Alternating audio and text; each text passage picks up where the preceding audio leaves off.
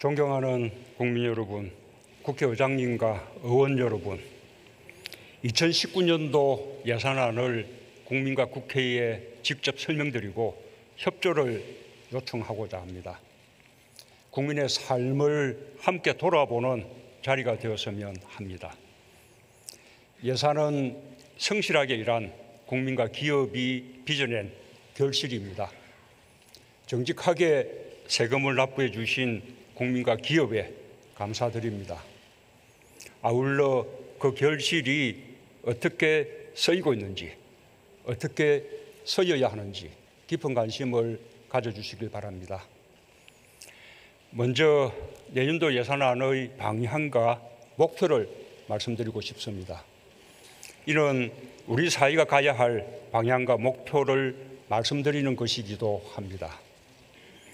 우리는 함께 잘 살아야 합니다.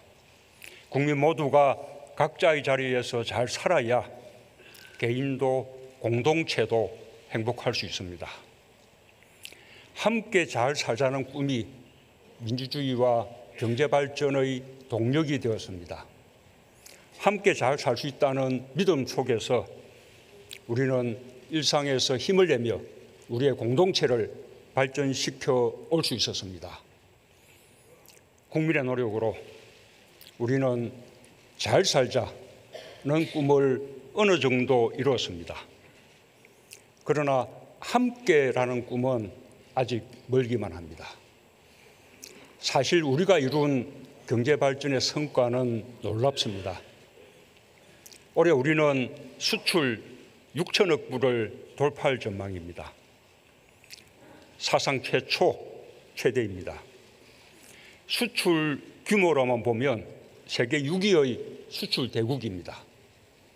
경제 성장률도 우리와 경제 수준이 비슷하거나 앞선 나라들과 비교하면 여전히 가장 높은 편입니다. 세계가 우리의 경제 성장에 찬탄을 보냅니다. 우리 스스로도 자부심을 가질만 합니다.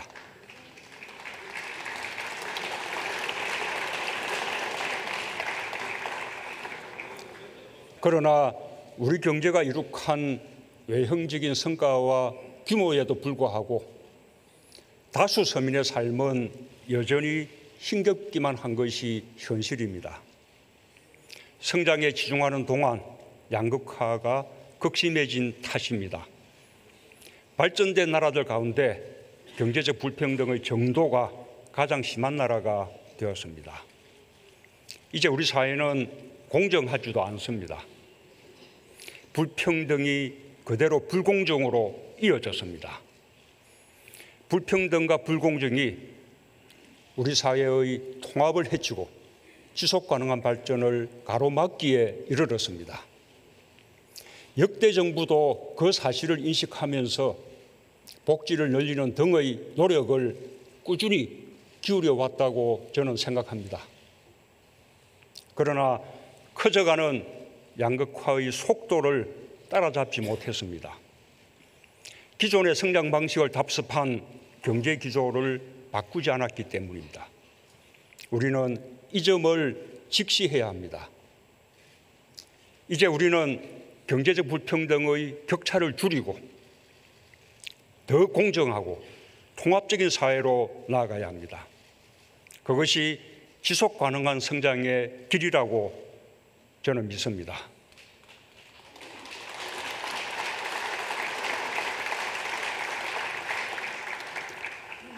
지난 1년 6개월은 함께 잘 살기 위해 우리 경제와 사회 구조를 근본적으로 바꾸고자 했던 시간이었습니다.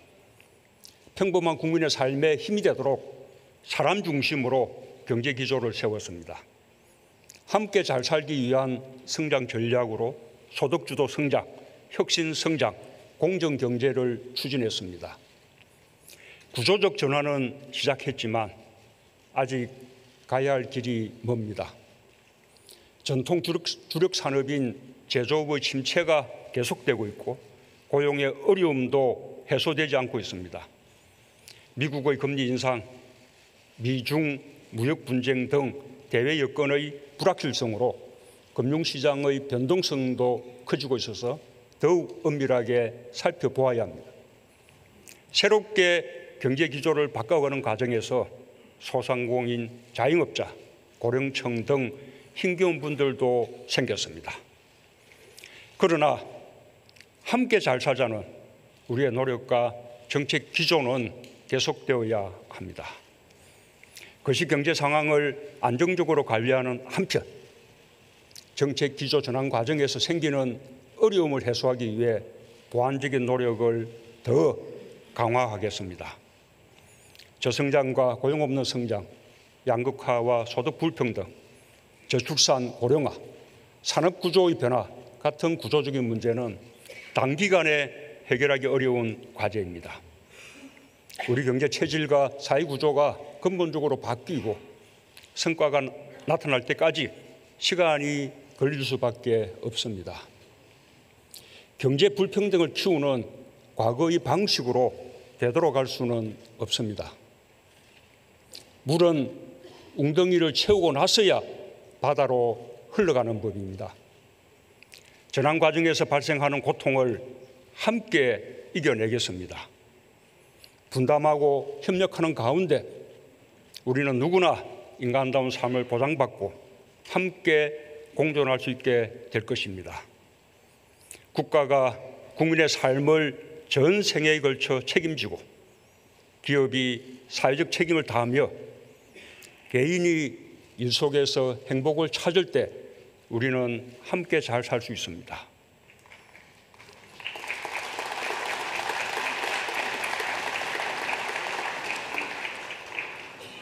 그러기 위해 우리는 우리 사회의 모습을 바꿔야 합니다.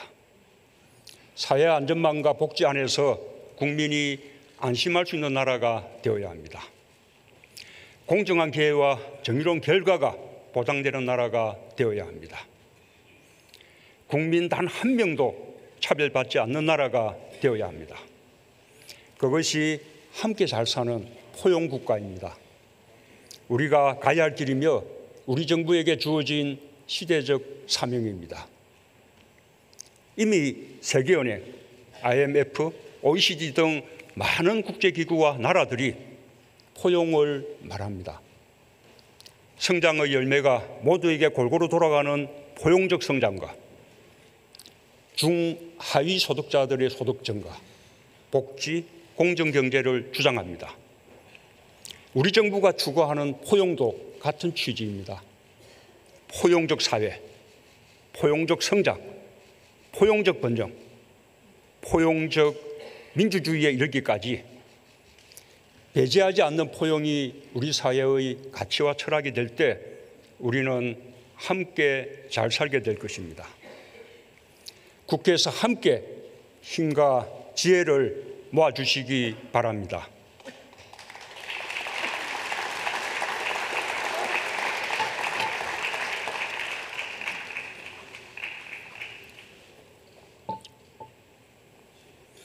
(2019년도) 예산안은 함께 잘 사는 나라를 만드는 예산입니다.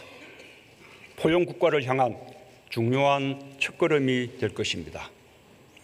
존경하는 국민 여러분, 의원 여러분, 포용 국가가 지금 내 삶과 어떻게 관련되는지 실감나지 않을 수 있습니다. 몇천억, 몇십조 하는 예산상의 숫자만으로 와닿지 않을 것입니다. 저는 오늘 2019년도 예산안이 시행될 때 우리의 삶이 어떻게 달라지는지 어느 4인 가족을 가정하여 말씀드리고 싶습니다. 열심히 일하는 30대 여성과 남성이 만나 가정을 꾸렸습니다. 어머니를 모시고 출산을 앞둔 부부는 준비해야 할 것도 또 걱정할 것도 많습니다. 포용 국가에서 출산과 육아는 가족과 국가 모두의 기쁨입니다. 따라서 부담도 정부가 함께 나누어야 합니다. 출산급여는 그동안 고용보험 가입자에게만 지원되었지만 내년부터는 고용보험에 가입되지 않은 비정규직, 자영업자, 특수고용직 등의 산모에게도 매달 50만 원씩 최대 90일간 정부가 출산급여를 지급합니다. 산모는 건강관리사에게 산후조리 도움을 받을 수 있습니다. 아빠는 기존 3일에서 10일간 유급 출산 휴가를 쓸 수 있게 되고 중소기업의 경우 정부가 5일치 급여를 부담합니다. 엄마와 아빠가 번갈아 육아휴직을 할 때 두 번째 휴직 부모의 혜택을 더 늘렸습니다. 두 번째 휴직하는 부모는 첫 3개월간 상한액을 250만 원까지 올린 육아휴직 급여를 받습니다. 이후 9개월의 급여도 통상임금의 50%를 받게 됩니다. 올해 9월부터 한 아이당 월 10만 원 아동수당이 지급되고 있습니다. 아기 분유와 기저귀값 걱정을 덜 수 있습니다. 내년에 도입하는 신혼부부 임대주택과 신혼희망타운은 부부의 내 집 마련 꿈을 앞당겨 줄 것입니다.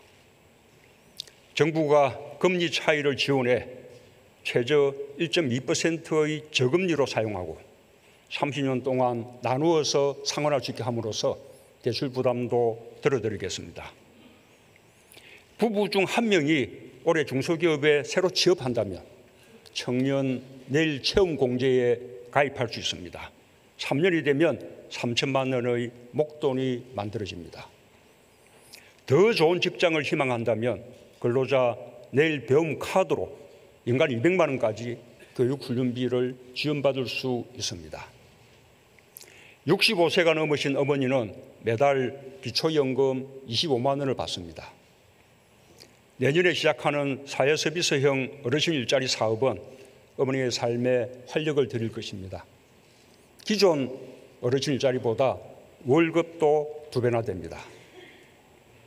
이 가정에 부부와 어머니의 월급 외에 최고 100만 원이 넘는 추가 수입이 생겼습니다.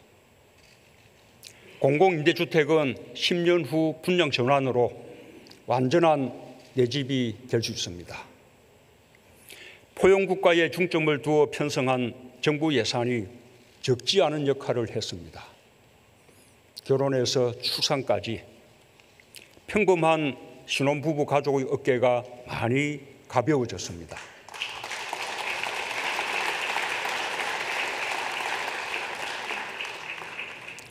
존경하는 국민 여러분, 의원 여러분, 이제 2019년 예산안의 특징과 주요 내용을 말씀드리겠습니다. 총 지출은 470조 5천억 원 규모로 올해보다 9.7% 늘렸습니다. 2009년도 예산 이후 가장 큰 폭으로 증가한 예산안입니다.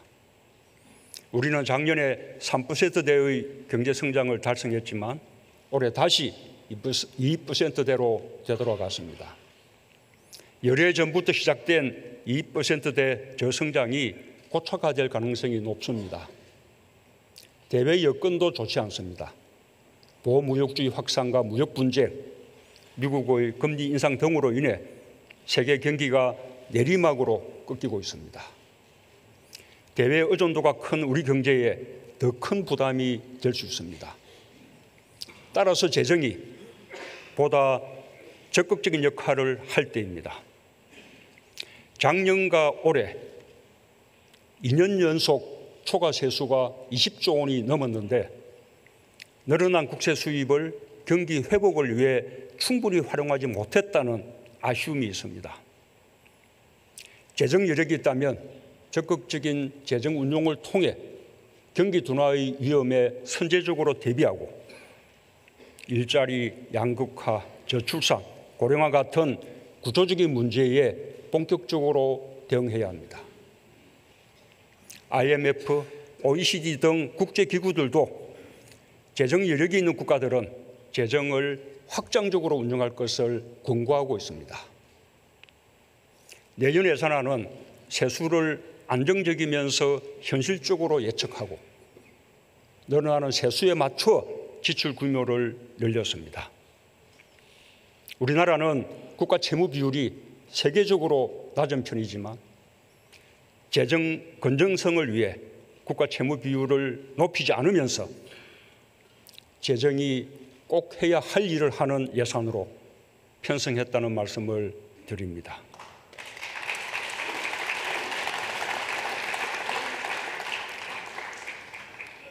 포용국가로 나아가기 위한 예산입니다. 일자리를 통해 누구나 꿈을 이룰 수 있도록 돕고 혁신 성장을 본격적으로 추진할 것입니다. 포용적인 사회를 위해 취약계층을 지원하고 사회 안전망을 확충하는 데도 중점을 두었습니다.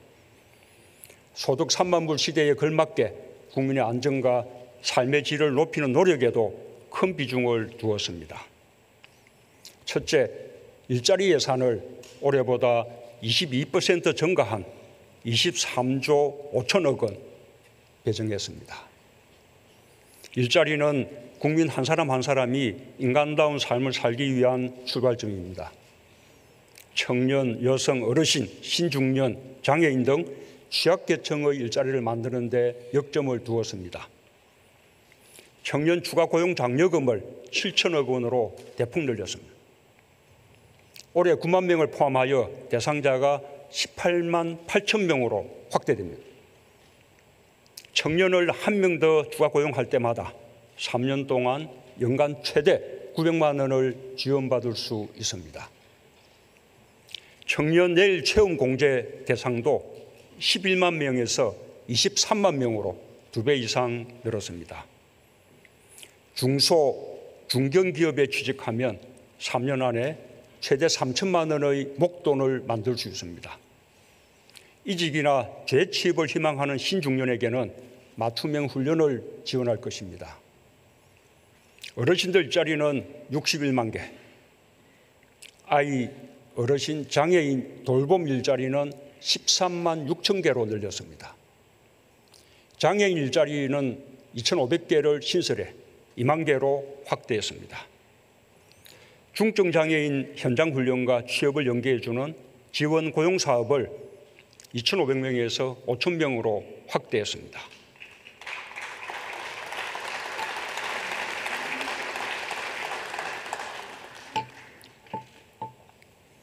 둘째, 혁신성장 예산을 크게 늘렸습니다. 경쟁력 있는 중소벤처기업을 육성해 성장과 일자리에 함께 도움을 줄 것입니다. 연구개발 예산을 사상 처음으로 20조 원을 돌파한 총 20조 4천억 원으로 배정했습니다. 기초연구, 미래원천기술 선도투자와 국민생활과 밀접한 연구개발을 대폭 확대했습니다. 혁신성장을 위해 데이터, 인공지능, 수소경제의 3대 전략 분야와 스마트 공장, 자율주행차, 드론, 핀테크 등 8대 선도 사업에 총 5조 1천억 원의 예산을 투입합니다. 혁신 창업은 혁신 성장의 기본 토대입니다. 지난 8월까지 7만 개의 법인이 새로 생기고 2조 2천억 원의 신규 벤처 투자가 이루어졌습니다. 경제 여건이 어려운 가운데서도 모두 사상 최고를 기록했습니다. 특히 신규 벤처 투자가 대폭 늘어났습니다. 단지 혁신 성장뿐 아니라 우리 경제에 희망을 주는 지표들입니다.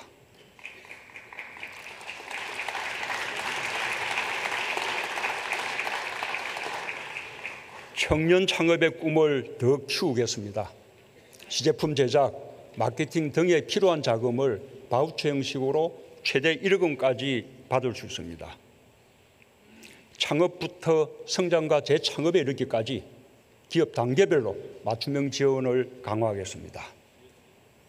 일자리 창출 촉진 자금을 신설하고 창업 성공 패키지 지원을 확대해 창업 생태계가 활성화되도록 지원하겠습니다. 혁신 성장을 위한 규제 혁신도 속도감 있게 추진하고자 합니다. 그동안 의료기기, 인터넷 은행, 데이터 경제 분야에서 규제 혁신이 이루어졌습니다. 한국형 규제 샌드박스는 기업의 신기술과 신제품의 빠른 출시를 지원하게 될 것입니다.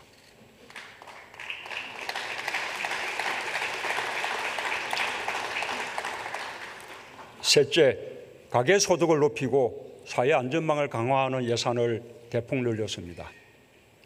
일하는 저소득 가구에게 지원하는 근로장려금은 소득주도 성장에 기여하고 포용국가로 나아가기 위한 핵심 정책입니다. 근로장려금 예산을 올해 1조 2천억 원에서 3조 8천억 원으로 대폭 확대했습니다. 연령 기준을 없애고 소득과 재산 기준을 완화해 지원 대상이 166만 가구에서 334만 가구로 크게 늘었습니다. 이 중 자영업을 하는 115만 가구도 똑같은 혜택을 받습니다. 최대 지원액도 단독 가구는 85만 원에서 150만 원으로, 헛벌이 가구는 200만 원에서 260만 원으로, 맞벌이 가구는 250만 원에서 300만 원으로 늘어납니다. 생계, 의료, 주거, 교육 등 기초 생활을 보장하기 위한 예산을 올해 11조 원에서 12조 7천억 원으로 늘렸습니다.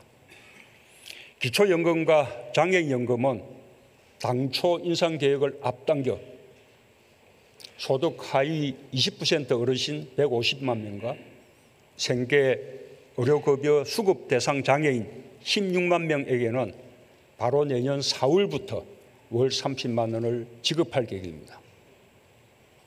그동안 정부의 손길이 부족했던 분야도 많습니다.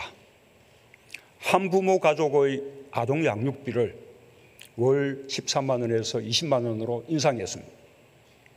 지원 대상을 만 14세에서 만 18세 미만으로 늘렸습니다.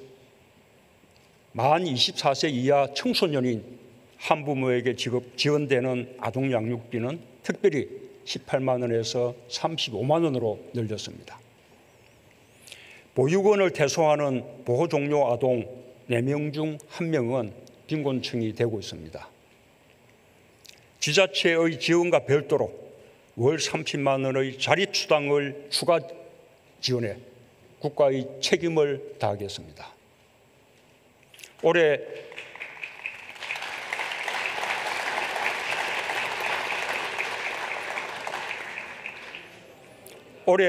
발달장애인에 대한 생애 주기별 종합대책을 마련했습니다.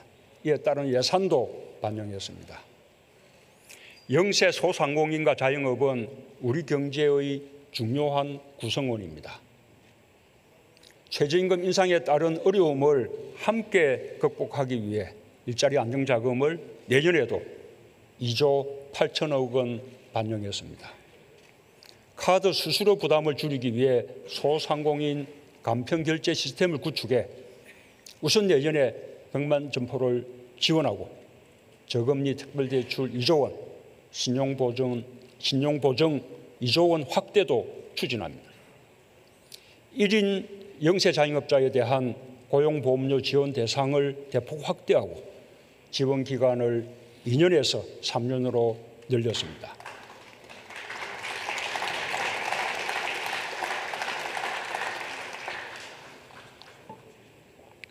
넷째, 국민의 안전과 삶의 질을 높이기 위한 예산도 꼼꼼하게 챙겼습니다. 국민 생명 지키기 3대 프로젝트에 2조 2천억 원을 배정했습니다. 자살 예방, 산업재해 방지, 교통안전 강화로 국민의 안전을 지키겠습니다. 생활 SOC로 생활 환경과 삶의 질을 더 높이겠습니다. 국민체육센터 160개가 새로 들어서고 모든 시군구에 작은 도서관이 1개씩 생깁니다.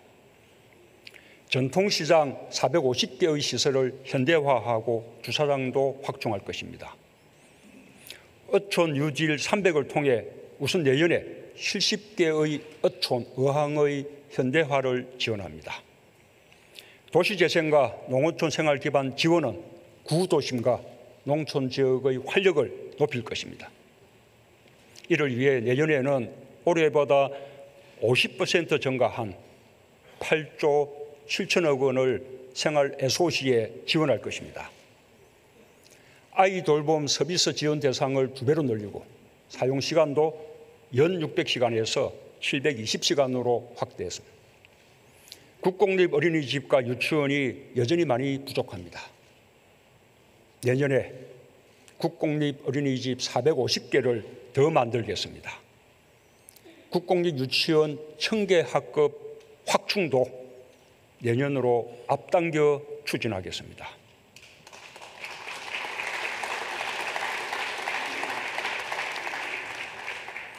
아울러 아동의 학습권을 보장하고 교사의 처우 개선으로 더 좋은 교육이 이루어지도록 하겠습니다. 초등학교 입학 후 온종일 돌봄도 대폭 확대하겠습니다. 존경하는 국민 여러분, 의원 여러분, 포용국가와 더불어 지속가능한 대한민국을 이끄는 또 하나의 축은 평화의 한반도입니다. 지난 1년 사이 3차례 남북 정상회담과 역사적인 북미 정상회담이 개최되었습니다. 남북은 군사 분야 합의서를 통해 한반도에서 남북 간의 군사적 충돌 위험을 완전히 제거했습니다. 서해 5도의 주민들은 더 넓은 해역에서 안전하게 꽃게잡이를 할 수 있을 것입니다. 파주와 연천, 철원과 고성 등 적병 지역은 위험지대에서 교류 협력의 지대로 탈바꿈할 것입니다.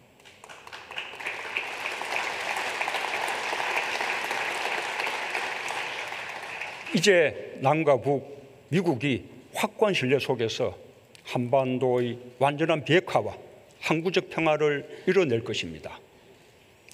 두 번째 북미 정상회담이 눈앞에 와 있습니다. 조만간 김정은 위원장의 러시아 방문과 시진핑 주석의 방북도 이루어질 것으로 보입니다. 북일 정상회담 가능성도 열려 있습니다. 김정은 위원장의 서울 답방도 조만간 이루어질 것입니다. 한반도와 동북아 공동 번영을 향한 역사적인 출발선이 바로 눈앞에 와 있습니다. 우리는 기차로 유라시아 대륙을 넘고 동아시아 철도 공동체를 통해 다자 평화 안보 체제로 나아갈 것입니다. 기적같이 찾아온 기회입니다.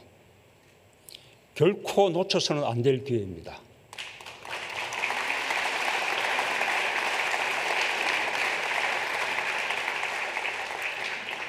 튼튼한 안보, 강한 국방으로 평화를 만들어 가겠습니다. 평화야말로 우리 경제의 새로운 성장 동력이 될 것입니다. 이를 위해 국방 예산을 올해보다 8.2% 정액했습니다. 한국형 삼축체계 등 핵심 전력에 대한 투자를 확대하고 국방 연구개발 예산을 늘려 자주 국방 능력을 높여나가고자 합니다. 험한 지역에서 근무하는 장병의 복지를 확대하고 군 의료 체계를 정비하는 등 복무 여건도 개선할 것입니다. 남북 간 철도와 도로 연결, 산림협력, 이산가족 상봉 등 남북 간에 합의한 협력 사업들도 여건이 되는 대로 남북협력기금을 통해 차질 없이 지원하겠습니다.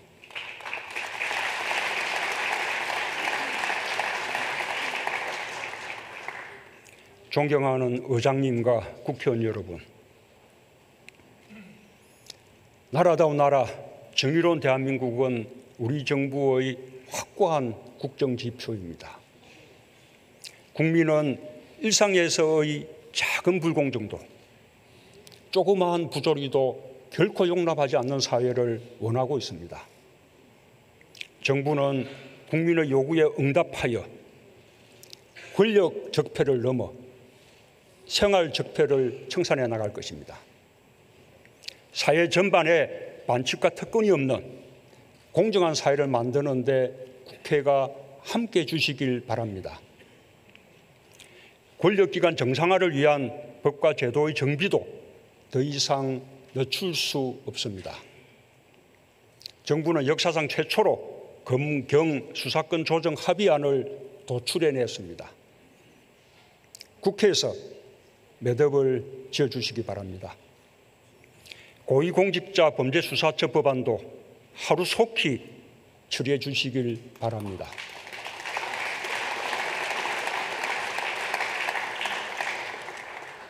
국정원은 국내 정보를 폐지하는 등 스스로의 노력으로 개혁을 추진해 왔습니다. 국회가 국정원법 개정을 마무리해 국민의 정보기관으로 다시 태어날 수 있도록 해 주십시오. 이번 정기국회에 거는 국민들의 기대가 매우 큽니다. 어려움을 겪고 있는 서민과 소상공인, 자영업자의 아픔을 들어주십시오. 민생 법안에 대해 초당적인 협력을 기대합니다.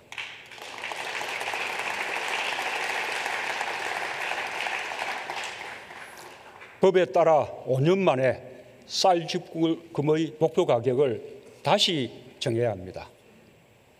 정부는 우선 현행 기준으로 목표 가격안을 제출할 수밖에 없습니다. 농업인들의 소득 안정을 위해 목표 가격에 물가 상승률이 반영되기를 바랍니다. 정부는 그와 함께 공익형으로 직불제를 개편해 나가겠습니다. 적정한 수준의 목표 가격이 설정되도록 협력해 주실 것을 요청합니다. 경제민주화 관련 법안이 성과를 내면 공정경제의 제도적 틀을 마련할 수 있습니다. 규제혁신 관련 법안은 혁신 성장에 속도를 내기 위해 반드시 필요합니다. 국가균형 발전과 자치분권의 확대를 위해 중앙사무를 지방에 일괄 이양하고 지자체의 실질적 자치권과 주민자치를 확대해야 합니다. 관련 법안들이 국회에서 신속히 심의 처리되길 바랍니다.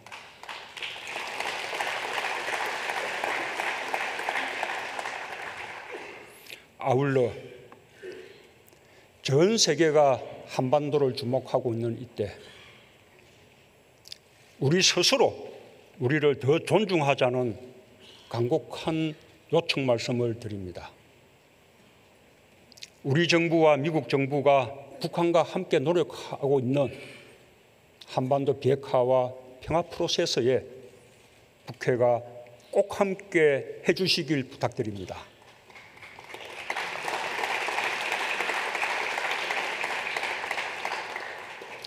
우리에게 기적같이 찾아온 이 기회를 반드시 살릴 수 있도록 힘을 모아주시기 바랍니다. 우리가 이 기회를 놓친다면 한반도의 위기는 더욱 증폭될 수밖에 없습니다. 절대로 그런 일이 일어나지 않도록 우리가 할 수 있는 모든 노력을 다해야 한다는 노심초사의 마음을 함께 해 주십시오.